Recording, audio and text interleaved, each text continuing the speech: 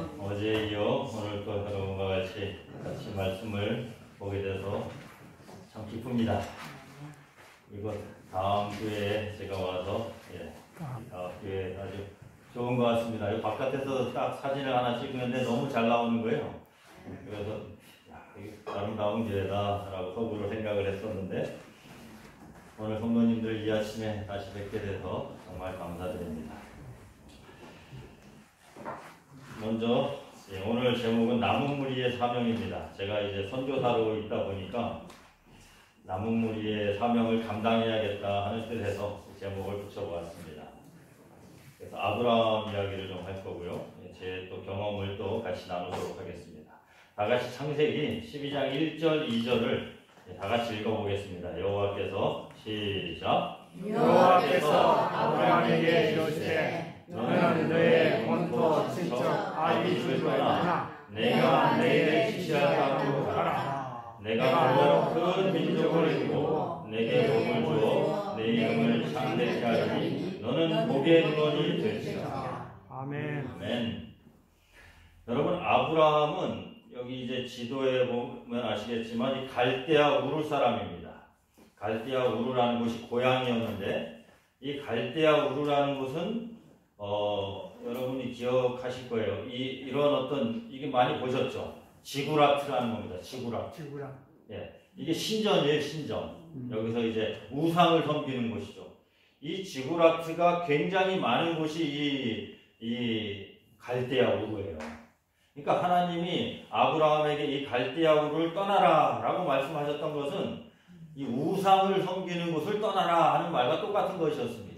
우리가 왜 떠나라 라고 했는지 잘 이해를 못하신 분도 계셨을 텐데 이곳을 떠나라는 말은 이 지구라트가 어떤 학자들은 이제 바벨론도 이 지구라트 모양으로 쌓였을 것이다 라고 이렇게 거의 뭐 정설처럼 받아들이고 있습니다. 그렇게 이야기하는 것이 바로 이 지구라트입니다. 이 떠나라라는 이 말씀이 저에게 이제 많이 와닿는 거예요. 저도 이제 제가 서울에서만 20년 넘게 살았고, 그리고 부천에서 거의 뭐 30년을 살았고, 그렇게 이제 살았는데 이 대한민국을 떠나서 저보고 이제 네팔이라는 곳으로 가라는 것입니다. 저는 네팔 들어만 봤지 가본 적도 한 번도 없고, 그 네팔이 어떻게 두 팔인지 네 팔인지도 모르던 그런 사람이었어요. 근데 이제 제가 시조사에서 이 편집장으로 일하고 있었거든요. 편집장이 뭐 하는 사람입니까? 글 쓰시는 분. 글 쓰고 글 편집해서 이렇게 잘 만들고 그런 게 이제 편집장이거든요. 하루 종일 책상에만 앉아 있어요. 그리고 전화로 이제 사람들하고 통화해서 글 좀 주십시오. 글 보내면 그 글이 잘못됐나 잘 됐나 이렇게 살펴보고 책으로 만들어내는 사람이 편집장이었죠. 제가 그 편집장 일을 10년을 했어요. 시조 편집장입니다. 그런데 여러분, 그런 사람이 이 선교사 경험이 한 번도 없었어요. 그런 사람을 이제 선교사로 가라고 그러니 제가 안 간다고 말할 수 있었어요.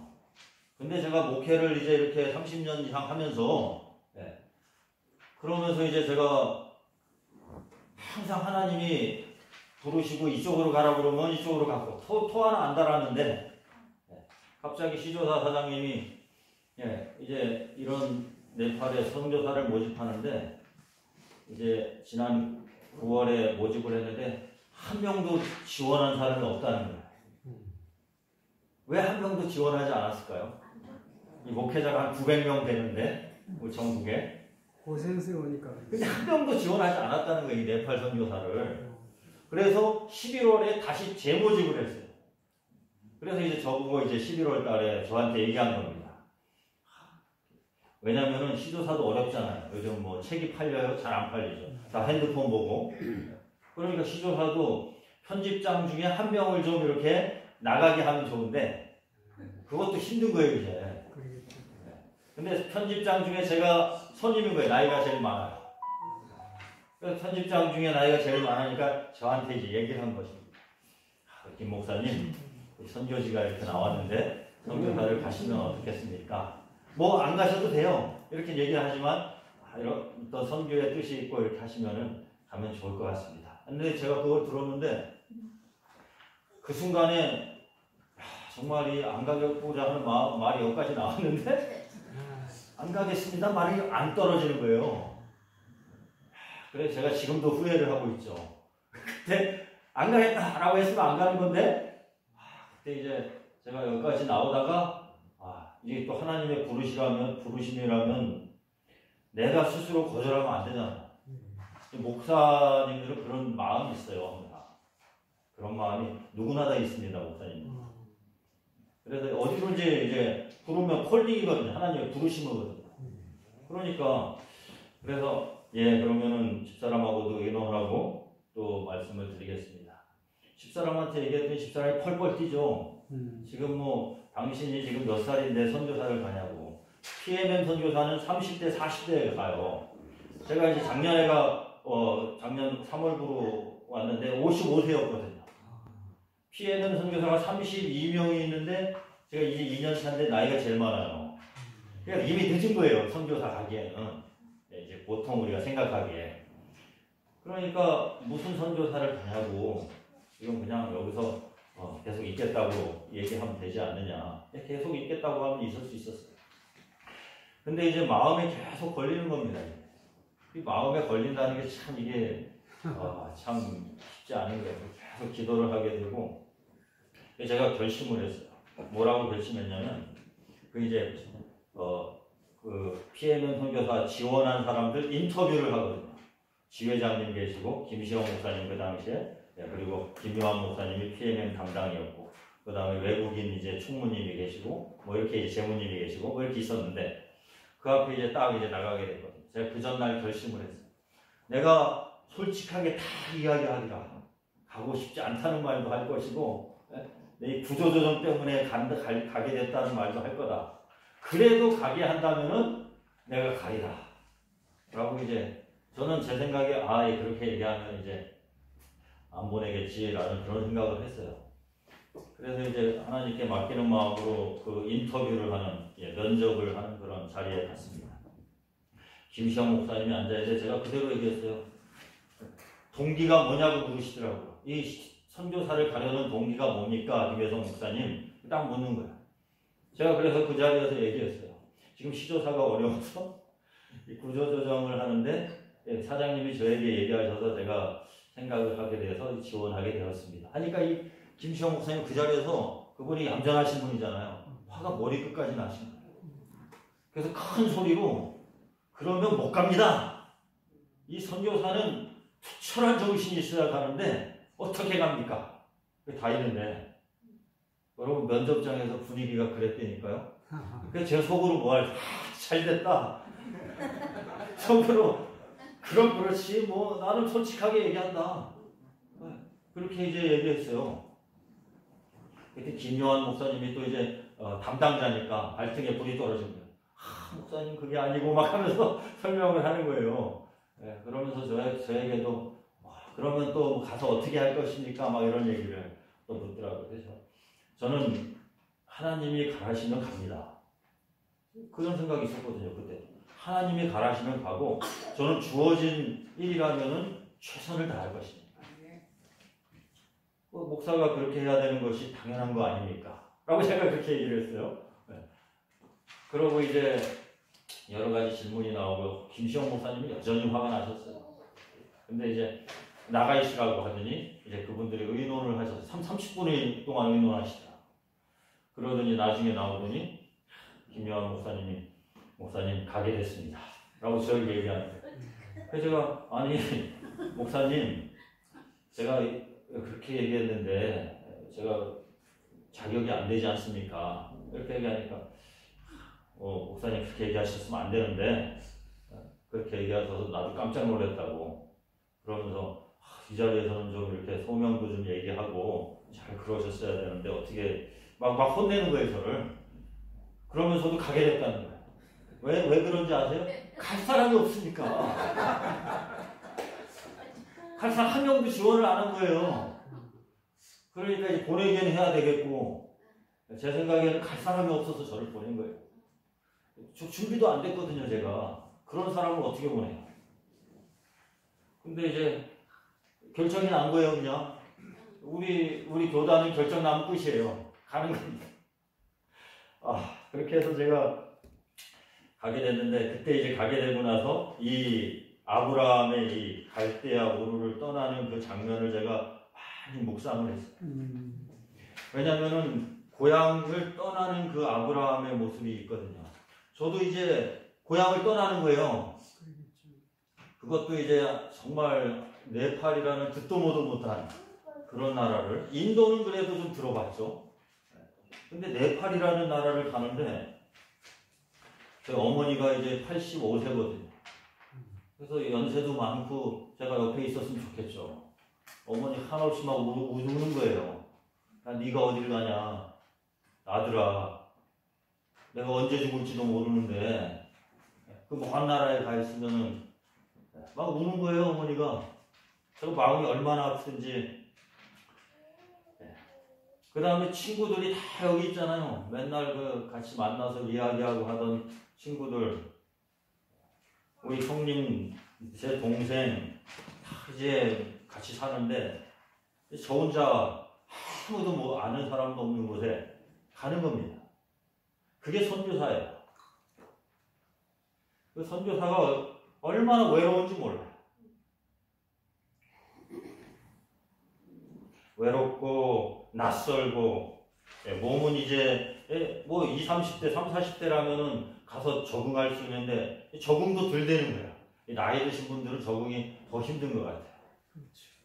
그러니까 적응도 더 힘들고 한 곳에 이제 가서 제가 정착을 한 것이죠. 하나님께서 이 아브라함에게 얘기하시기를, 내가 너로 큰 민족을 이루고 내게 복을 주어 내 이름을 창대케 하리니 너는 복의 근원이 될지라. 다 같이 한번 따라 하시겠습니다. 너는 복의 근원이 될지라. 제가 이 마음이 얼마나 와닿던지, 그래, 내가 가서 이제 복의 근원이다. 나도 내가 아브라함처럼 하나님이 내게 지시할 땅으로 가라. 그래, 내가 선택한 것도 아니고 어딘지도 모르고 어쨌든 가보자. 하나님께서 가라고 하셨으니 가자. 근데 하나님이 큰 민족을 이루겠다고 하셨으니 그 힌두교 나라, 힌두교를 섬기는 나라, 내가 가서 한번 하나님의 복음을 전하고 많은 사람을 심내를 주자 라고 그렇게 제가 결심을 하고 가게 됩니다. 아브라함이 비전을 봤어요. 하늘을 보면서, 하나님께서 내 자손을 저 하늘의 뭇별보다 더 많게 하시겠다고 약속을 하신 그 약속을 믿고 이제 떠나는 것입니다. 그래서 복을 구하는 것입니다. 아브라함이 내게 복을 주시겠다고 하셨다. 그래, 하나님의 축복이 내게 임하실 것이다. 그러면 내가 그 복을 사람들에게 나누는 사람이 돼야지. 이러고 이제 아브라함이 간 것입니다. 참 이 장면이 저에게 이제 새롭게 떠오르는 거죠. 참 기도도 많이 했어요. 기도도 많이 하면서 하늘을 바라보면서 기도하고 이렇게 이제 제가 많은 것을 했습니다. 저는 이제 초등학교 때부터 저희 교회를 나왔어요. 초등학교 때부터. 어머니는 이제 불교 신자셨어요. 불교 신자. 그리고 이제 아버님은 제가 초등학교 5학년 때 이제 교육청에서 일하시다가 출장을 나가셨는데 인천 연안부두에서 풍랑을 만나서 돌아가셨어요. 그래가지고 저희가 사남일녀인데 제가 5학년 때 다들 학생이었죠. 어머니 혼자서 저희 사남일녀를 키우신 거예요. 얼마나 고생이 많겠어요. 그러니까 어머니는 더 불교에 열심히 있었어요. 불교에 열심히고, 저는 이제 우리 작은 형님을 따라 이제 우리 안식일 교회 이렇게 이제 탁구대가 있어서 탁구 치면서 놀면서 이렇게 즐겁게 교회를 나오기 시작을 했습니다. 그렇게 이제 교회를 나오기 시작을 하고, 제가 중고등학교 때 결심을 하고 신학생이 되겠다, 목회를 하겠다라고 결심을 합니다. 나는 많은 사람들을 구원해야 된다라는 그런 사명을 가져야 되겠다라고 결심을 하고 신학생이 되기로 이제 결심을 하는데, 어머니는 뭐 제 생각도 모르죠. 불교 신자였으니까. 그리고 이제 제가 그런 결심을 했는데, 어머니께서 이제 제가 잘 되라고, 좋은 대학 가라고 항상 부적을 만들어 가지고 저한테 이렇게 붙여주셨어요. 제 옷에다가. 어디냐면 잠바, 여기 있잖아요. 여기다 여기다가 딱 붙이기도 하고 이 허리 잠바를 안 입는 계절에는 바지 허리춤 여기 뒤에다가 딱 부적을 붙여놓는 거예요. 제가 좋은 대학 가고 잘 되라고. 그렇게 이제 붙이는 걸 제가 발견하면은 띄워버리죠.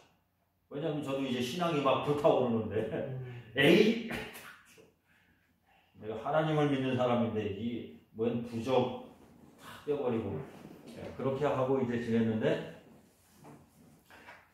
어느 날은 이제 교회 가기 바로 전에 어머님이 붙여준 부적이 이제 딱 있는 거예요. 잠바에 딱 띄려고 그러는데 갑자기 이걸 못 띄겠는 거예요. 부적을 왜 못 띄겠어요? 어머니 정 때문에. 어머니의 정 때문에 그 부적을 띄려고 그러는데 첫 번째가 이제 그거였어요. 어머니의 정 때문에 어머니의 사랑이 느껴지는 거예요. 나를 위해서 이걸 이렇게 붙여놓는데 내가 이거를 그 두 번째가 있었어요. 두 번째는 뭘까요? 두 번째는 좋은 대학 가서 잘 네? 좋은 대학 가서 잘 되고 싶다. 아니 그건 아니에요. 그건 아니에요. 두 번째 돈 때문에. 왜냐면 우리 집이 지금 그렇지 않아도 힘든데 내가 이걸 띄면 또 어떻게 해요? 어머니가 절에 가서 또 돈을 내고 새 거를 사온단 말이에요. 이제 제가 이제 고등학교 3학년 막 2학년 3학년 때죠. 그때가 좀 됐으니까 그 깨달아지는 거예요. 이걸 또 띄면은 또 돈을 어머니께서 지불하겠구나. 에이 차라리 붙여놓자 그냥. 그러고 제가 교회 다니는 사람이에요. 부적 붙이고 교회 가서 앉아있는데 제가 처음에는 이거 부적 한번 봤다가 앞에 십자가 한번 봤다가 부적 한번 보고 또 십자가 보고 여러분 그렇게 제가 교회에 앉아있었어요. 신학과를 가겠다고 결심을 했는데 여러분 지금 이렇게 웃으면서 이야기하지만은 그 당시에는 제가 너무너무 괴로웠어요. 너무너무 괴로운 거예요. 신앙적으로. 죄인같이 너무 죄인같이 느껴지는 거예요. 제가 딱 여기 부적이 있다고 생각하니까 띄지도 못하면서 이제 너무 큰 죄인 같은. 그래가지고 한 안식일은 다 이제 가고 오후 3시쯤 교회 혼자 여기 단상 앞에 앉아가지고 여기 무릎 꿇고 제가 통곡을 했어요. 통곡. 하나님 정말 죄인입니다. 제가 그렇게 이제 기도하면서 어머니를 위해서 기도했죠. 하나님 어머니를 불쌍히 여겨주세요. 그렇게 거의 뭐 2시간, 3시간을 기도했어요. 울면서. 근데 그때 저는 정말 제가 기가 막힌 제 인생의 체험을 하게 됐어요. 그 눈물을 펑펑 흘리면서 기도하고 이렇게 하나님 앞에 나아가서 기도하는데 갑자기 정말 마음이 너무너무 평안해지는 거예요. 그런 경험을 제가 이제 처음으로 합니다, 인생에. 그래서 거기서 그 온몸에 전율이 느껴진다고 그러잖아요. 그런 것처럼 어떤 비둘기 같은 성령이 이제 임한다라고 성경에 기록이 되어 있는데, 전 그러게 이제 저한테 임한 것 같은 그런 느낌이 드는 거예요. 온몸에 머리부터 이제 쫙 이제 어떤 꼭 기름을 붓는 것 같은 그런 느낌이 저에게 이제 그때 이제 오는 것입니다. 그러면서 마음이 너무너무 평안해지는 거예요. 그러고 나니까 어머니에 대한 어떤 원망, 어떤 그 불교를 믿는다는 그런 것에 대한 어떤 정말 정죄 막 이런 마음이 다 사라졌어요. 그냥 어머니가 너무 사랑스럽고 하나님께서 끝까지 지켜주실 거다라는 어떤 그냥 확신이 왔어요. 확신이. 그렇다고 어머니가 교회를 나가냐 그건 아니지만 근데 놀라운 일이 일어납니다. 정확히 한 7년쯤 후에 제가 이제 한 27살쯤 됐는데 그때 26, 7 그때 그동안 제가 어머니에 대한 걱정을 안 했어요. 그 기도를 하고 나서 희한하게 그렇게 되더라고요. 근데 어머니께 교회를 가자고도 안 했는데 어느 날 제가 이제 마루를 지나서 현관문을 딱 열고 이제 교회를 가려고 나가려고 현관문을 하나를 딱 열었어요. 근데 안에서 어머니께서 혜성아 하고 부르는 거예요. 예 어머니 왜 그러세요? 그러니까 이제 어머니가 저한테 먼저 이러는 거예요. 내가 다니는 교회를 한번 가보자. 아멘. 어머니가 갑자기 그런 거예요. 갑자기 그것도. 제가 깜짝 놀랐는데 여러분 더 놀란 것은 제가 그 기도를 그렇게 이제 했었 그날을 잊고 살았거든요. 전혀 생각도 안 나고. 근데 그 말을 듣는 순간 제 그 기도가 떠오른 거예요. 옛날에 내가 했던 기도. 그 어머니를 위해서 했던 기도. 그러니까 기도 응답이 아니고 뭐겠어요. 네. 그래서 너무 그때 제가 놀라운 경험을 하게 됩니다. 그래서 어머니께서 다 가자 했을 때 하나님께서 이제 응답을 하시는구나. 그 후로 어머님이 교회 다니고 침례를 받고 집사가 됐어요. 아멘. 놀라운 일이죠.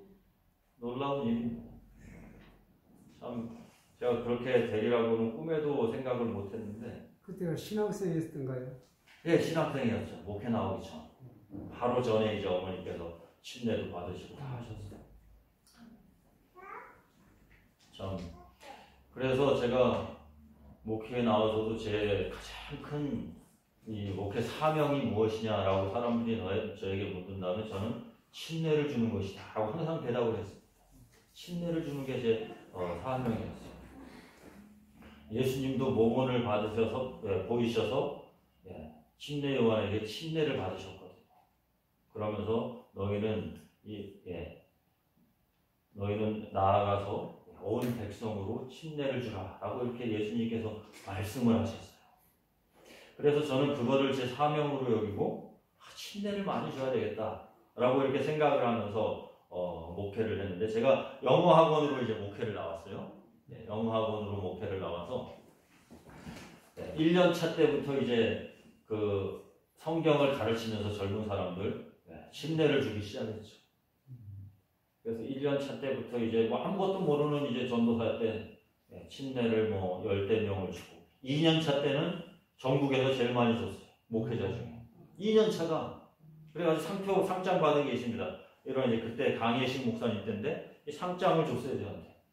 그러면서 저 2년 차 때 그런 이제 그때 그렇게 이제 그때 제일 많이 준 게 한 30여 명이었습니다. 정말 아침 새벽 6시에 나가서 학생들을 만나서 저녁 10시에 들어왔어요. 계속 성경을 가르쳤어요. 너무 재미있고 이 사람들이 받아들일까 안 받아들일까 막 흥미진진한 겁니다. 가르치면서 성경을 이 사람들이 받아들일지 안 받아들일지 받아들이면 너무너무 기쁜 거예요. 침례 받겠다고 그러면. 근데 어떤 사람은 다 준비된 사람이 있어요. 가르치면 아멘 아멘 하는데 그럼 이제 다음 주에 침례식을 하려고 그러는데 침례 받으시죠. 아닙니다. 못 받겠어요. 이런 사람도 있고 어떤 사람은 껄렁껄렁하니 이게 뭔 문제가 있는 것 같은데 이게 아닌데 막 이렇게 막 까칠하게 공부하면 이제 얘기하는 사람도 있어요. 다음 주 전혀 기대도 안 하죠. 이 사람은 안 되겠다. 포기해야 되겠다. 빨리 포기해야지 하고 그냥 얘기를 한번 하는 겁니다. 다음 주에 우리가 침례식을 하는데 어떻게 한번 받으시겠습니까? 예, 목사님 받겠습니다. 이런 사람이 있어요. 깜짝 놀라죠 제가. 이 침례라는 건요 희한합니다. 희한해요. 다 준비된 사람 같아도 안 받아요. 근데 아무리 내가 가르치고 해서 안 되는 것 같은데 딱 얘기하니까 그냥 받겠다는 그런 이제 그런 말도 하더라고요. 그래서 제가 침례라는 게 참 희한하구나 이렇게 이제 지금도 희한한 일들이 많이 일어나죠. 그러면서 이제 제가 목회 안수도 받고 목동 학원에 가게 됩니다. 목동 학원에 이제 학생 수도 1000명이 넘어가고 큰 학원이었고 그곳에서 제가 이제 침례를 작정을 하고 줘가지고 한 해 98명을 줘요. 100명을 넘길 수 있었는데 100명 넘기면 너무 많이 주는 것 같아서 그 다음 해로 넘기고 98명을 줬어요. 왜냐하면 너무 많이 주면 그래가지고 제가 그때 침례식을 하는데 물론 어린 학생들을 많이 줘서 그렇게 많이 줄 수 있었어요. 대학생들은 몇 명 안 되고 그때만 해도 우리 주니어 학원이 활발하게 이제 막 될 때니까 그래가지고 침례를 주는데 너무 감격스러운 거예요. 그래서 제가 어떻게 기도했냐면 하나님 100명을 하나님께서 저에게 주시다니 제 소원을 이루셨습니다. 너무너무 감사합니다 하면서 제가 뭐라고 기도를 했냐면 하나님 1000명을 주십시오. 1000명을 침례 주고 싶습니다. 여러분 이 목회자가 미치지 않고서는 여러분 요즘 이제 교회를 보면은 한 해에 10명 주면 기적이에요, 정말. 우리 지역교회가. 한두 명만 줘도, 그 교회 열심히 하는구나. 이렇게 합해서는 이야기합니다. 한 명 주기도 힘들어요, 요즘. 근데 제가 기도하기 전에 하나님 1000명을 주십시오라고 기도했거든요. 그러니까 하나님이, 제가 감격을 하면서 막 기도했거든요. 감사하면서, 기쁨으로. 막, 그렇게 기도를 하고 나니까 또 마음이 평안해지네요. 그 마음의 평안은 제 생각에 기도의 응답이에요.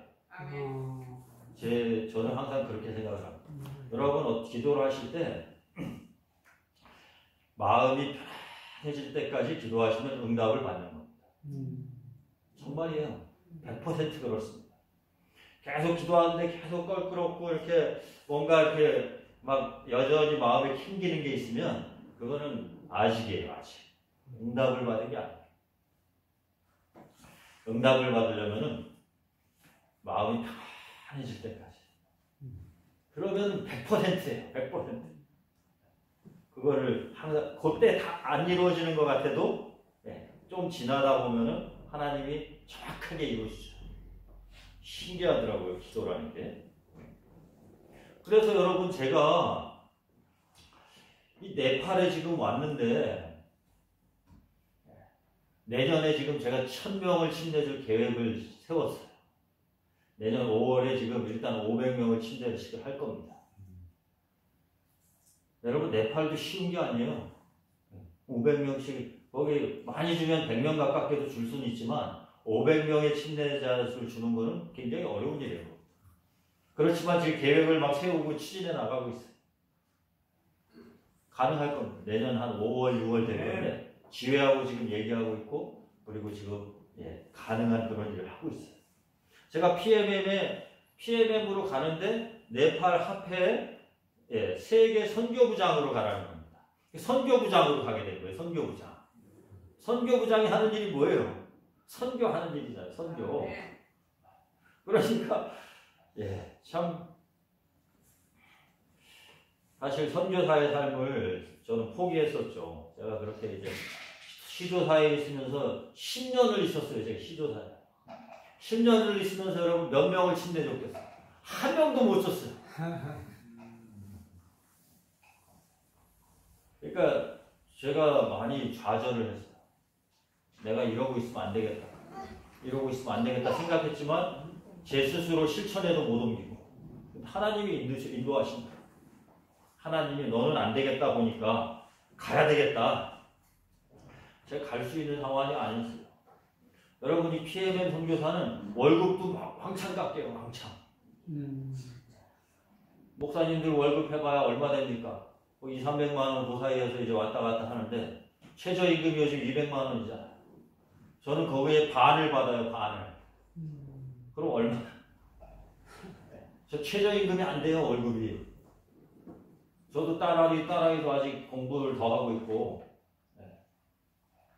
그러니까 이제 딸아이 돈만 돼도, 그리고 우리 먹고만 살아도 그거 다 안 돼요. 생활이 안 돼, 이 선교사가. 그러니까 자녀가 한 2명 있고 이런 젊은 사람들은 가기가 상당히 힘들어요. 그러니까 아무도 지원을 안 하는 거예요. 사실 그거는 조금 잘못된 것 같아요. 조금 급여가 조금 더 있으면 좋은데, 근데 이제 PMM 선교사는 현지 급여 반, 한국 급여 반 이렇게 책정을 해서 줍니다. 이렇게 주니까 이제 월급이 뭐 많이 주죠. 그렇게 이제 하는데 네팔에서는 뭘 네팔 사람처럼 살면 잘 살죠. 그 돈으로도. 그러나 한국 사람은 어디 가도 한국 사람처럼 살거든요. 거기 가서 네팔에서 한국식 김치를 담그면 여기서 담그는 것보다 돈이 더 들어요. 돈이 더 듭니다. 그 배추가 없어서 배추가 귀해서 배추 한 포기에 뭐 3,000원 막 이래요. 거기다가 돈으로. 우리나라 돈으로. 그러니까 고춧가루도 비싸죠. 더 들어요, 더. 그러니까 이제 한국 쌀 사 먹으면 한국 쌀 가격보다 더 비싸요. 거기 나라 이렇게 쌀을 먹으면 되는데 그 쌀은요 알랑미라고 그래가지고 날아가는 쌀, 찰기가 하나도 없어요. 압력밥솥에다 하는데도 찰기가 없어. 밥알이 이렇게 서여서 이렇게 누워야 되잖아요. 밥을 하면 밥을 누워야지 당연히. 근데 서 있어 밥알이. 그리고 이 표현이 과할지 모르겠지만 어떤 쌀들 플라스틱 같아. 플라스틱.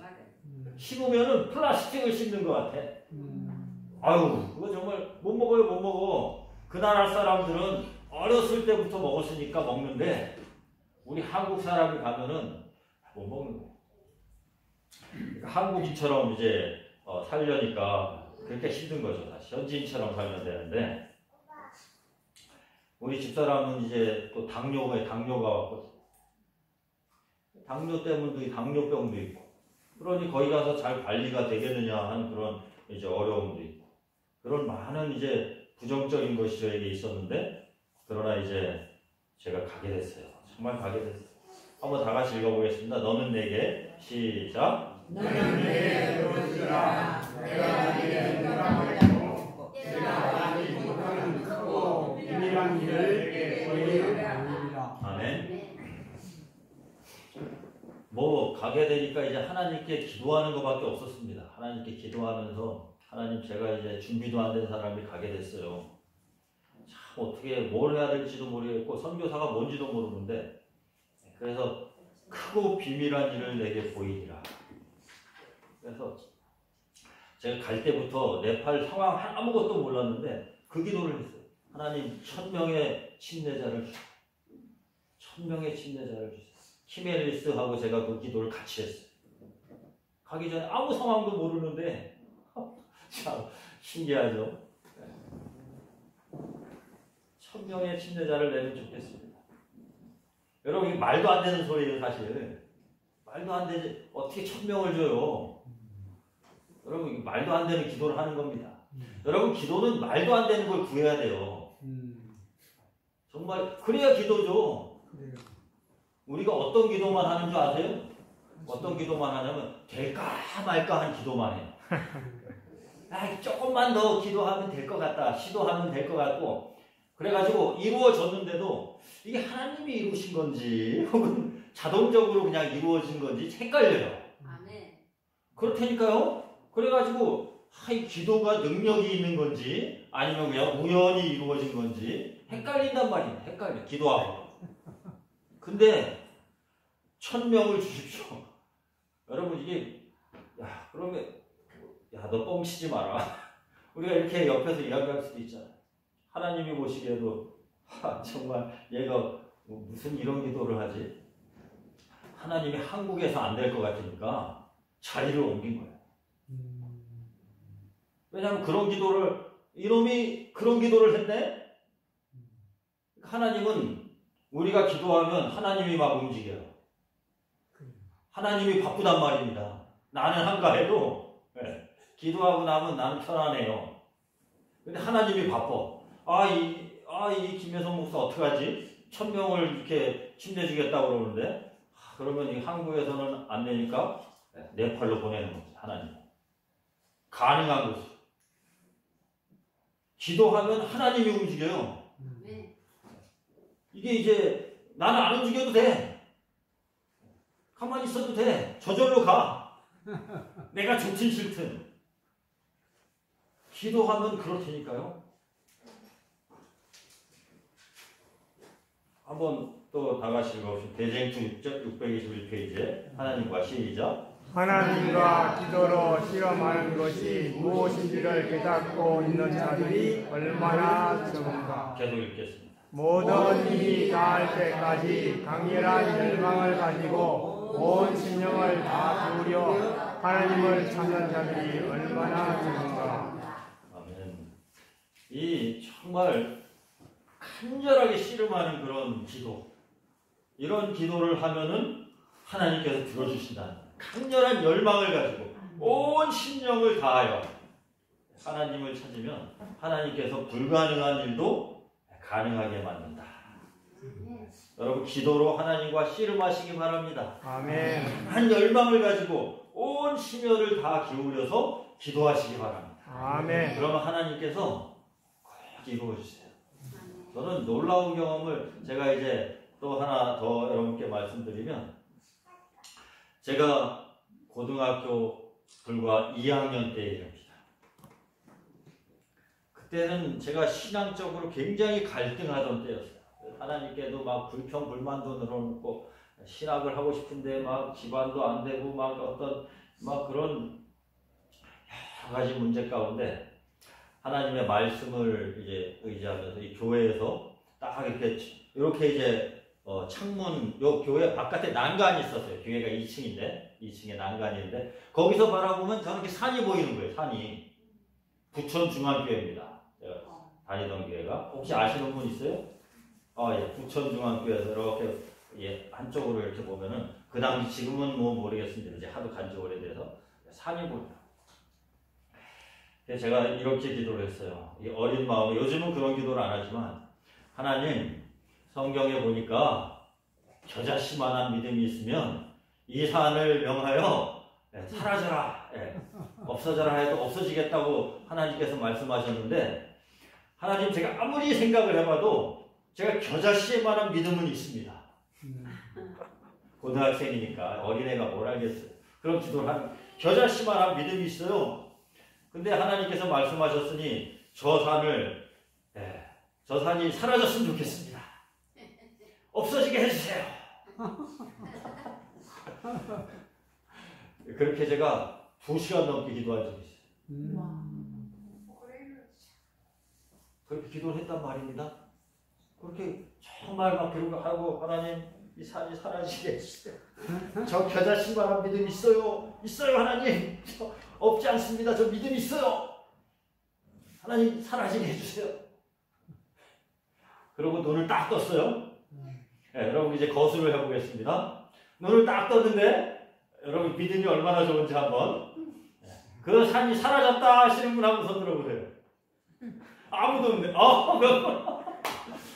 여러분 참 어떻게, 그럴 리가 있냐. 목사님 무슨 그런 뻥을 치고 그래. 목사님 그럴 리가 있어. 이렇게, 그럴 리 없다. 믿음 없다고 할까봐 들으시는 분도 있네. 제가 2시간 넘게 기도를 하고 딱 눈을 떴는데 산이 그대로 있는 거예요. 산이 그대로 있는데, 제가 그 기도를 하고 나니까 제가 갈등이 있었거든요. 내가 믿음이 있는지 없는지 정말 하나님께 정말 이런 어떤 갈등이 그때 있었는데, 산은 그대로 있지만 마음이 편안해져요. 하나님이 그래 그만해라. 너는 내 아들이다. 내가 너를 아들 삼았고 너를 평생 나와 함께 내가 너와 평생 함께 동행하겠고 너를 너와 함께 있겠다. 이런 확신이 드는 거예요. 표현해 주시면. 확신이 들면서 믿음이 이제 강해지는 거죠. 그러면서 마음의 평안함이 또 오는 거예요. 마음의 평안은 뭐다? 기도 응답이다. 근데 제가 또 그 기도를 잊어버렸단 말입니다. 그렇게 그런 기도 하고도 잊어버려요. 그냥 잊어버리고 아무 생각 없이 살아가는데, 제가 한 30년쯤 지나서 부천중앙교회를 다시 갔단 말입니다. 산이 없어졌어. 근데 거기를 딱 보니까 거기에 부천 종합운동장이 기가 막히게 다 건설이 되어 있는, 그 산을 다 밀고 완전히 다 밀고 거기다가 운동장을 세웠어요. 종합운동장. 아멘. 운동장에 세웠었단 말이에요. 여러분. 아무도 모르죠. 저만 알아요. 저만. 기도한 사람만이 기적을 체험해요. 아멘. 기도하지 않으면 아무것도 아니에요. 그냥 우연이에요. 저는 알아요. 저는. 아무도 몰라요. 그래요. 하나님과 저만 아는 거예요. 아마 여러분 우연이라고 얘기하실 거예요. 아이 그럴 수 있지. 나라에서 계획해서 얼마든지 다 우연이라고 얘기했지만 저한테는 뭐예요? 기도의 응답. 기도. 왜 그걸 없애셨지 하나님이? 그때 내가 그렇게 기도했는데 제가 한 게 아니죠. 하나님의 섭리 가운데 내가 그 기도할 때 하나님이 움직인 거예요. 야, 이놈이 이렇게 기도하네? 내가 어떡할까? 왜 하나님이 그러신다니까요? 네, 하나님께서 그렇게 움직이시는 거예요. 그 기도를 듣고. 아무도 몰라요. 저만 아는 거지, 하나님과. 그런 경험을 이제 하게 되는 거죠. 기도로 씨름하고 뭔가 이렇게 간절함이 있으면 정말 하나님이 들어주세요. 그 100%예요. 100% 어떤 방식으로든지 들어주세요. 그 때가 20년, 30년이 지날 수도 있잖아요. 아브라함이 하나님께서 아브라함에게 얘기하셨어요. 내 자손이 하늘의 묵별처럼 많게 하리라. 근데 아브라함이 죽을 때까지 그렇게 자손이 많지 않았어요. 제가 알기로 100명인가 뭐 정확히 살펴봐야지 많지 않았어요. 그 자손이. 그러면 그 기도가 응답되지 않은 거예요? 하나님이 축복하시겠다는 것이 축복하지 않았어요? 지금 보세요. 아브라함의 자손 이스라엘 백성이 얼마나 많아요. 그러니까 살아있을 때 이루어지지 않을 수도 있어요. 그죠? 자식을 위해 기도하면 살아있을 때 이루어지지 않을 수도 있겠죠. 내가. 그러나 그 후까지 하나님은 기억하십니다. 하나님의 계획이 있고 다 있어요. 그 계획에 그때에 맞춰서 기가 막히게 그게 이루어지는 것입니다. 이 네팔이라는 나라, 지금 이 지도를 볼 때마다 제가 참 많은 생각을 하는데요. 지금 교회가 40개밖에 안 돼요. 전국에, 네팔에. 네팔 전국에 40개밖에. 50명씩 따지면 2,000명밖에 교회를 출석하지 않는단 말이에요. 근데 1,000명을 침례준다는 2,000명밖에 안 되는데 1,000명을 침례를 주겠다니 무슨 말이냐 이렇게 이제 얘기하는 분들이 있겠죠. 예, 제가 이곳에서 일을 하고 있어요. 1년에 1,000명씩 5년간 주면 5,000명의 신자가 늘어날 거다라는 그런 이제 계산을 하고 있는데 1년에 교회를 10곳에서 20곳을 개척해야겠다. 고아원도 좀 세워야 되겠다. 뭐 이런 여러 가지 계획들 가운데 지금 제가 이제 생각을 하고 있는데 이게 이제 그 히말라야 산입니다. 히말라야 산. 이 전 세계에서 가장 높은 산이 있는 곳이 이 네팔이에요. 그러니까 특별한 나라죠. 특별한 나라. 네팔. 예, 꼭대기까지 저는 못 가봤지만 중턱도 아직 못 가봤지만 한번 조만간 이제 중턱까지라도 가보려고 계획하고 있습니다. 이 아이들이 학교를 다니는 모습이에요.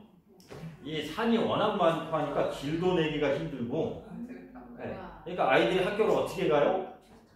도로에다가 이렇게 매달아가지고 이렇게 이제 저쪽에서 이쪽으로 넘어가서 학교를 가는 겁니다. 아침에 이렇게 이제 학교를 다녀요. 예, 뭐 슬리퍼 신고 지금 이러고 다니는 게 지금 이러고 살아요. 이렇게 다리를 출렁출렁 다리를 놓은 것도 있지만 이렇게 다니는 것도 많죠. 이게 이제 네팔어로 된 정로의 계단이에요. 세계 정로의 계단 책을 네팔어로 만들어서 저희가 이렇게 보급을 하고 있죠. 이거는 시대의 소망, 네팔어 이런 책자를 보급하는 운동을 저희가 이제 열심히 하고 있습니다. 개신교회도 많이 보급을 했어요. 10,000권씩 한국 시조사에서 이렇게 기증을 받거나 혹은 여러분들이 기증해서 그것을 이렇게 배포하는 일들을 하죠. 그 다음에 성경. 제가 한 목사님 뵐 때마다 너무 감사드리는 것이 성경 1,000권 보내기 운동을 하시면서 이 성경을 저에게 보내주셨어요. 그래서 제가 성경을 1,400권 정도를 지금까지 이제 보급을 했습니다. 그리고 이제 지금 계속해서 보급을 하고 있고 개신교 왜 제가 성경 보내기 운동을 시작을 했냐면 교회에 가보니까 성경이 없어요. 교인들이 왜 없을까요?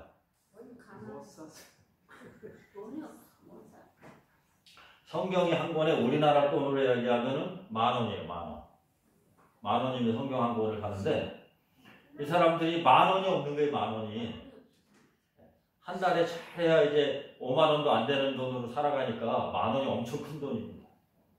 그러니까 성경을 사지 못하고 제가 어느 교회 지역 이 조그만 교회 가서 물었어요. 여러분 무엇이 가장 필요한 것이 혹시 있습니까? 무엇이 가장 필요하세요? 이렇게 물으니까 교인들이 성경이 필요합니다.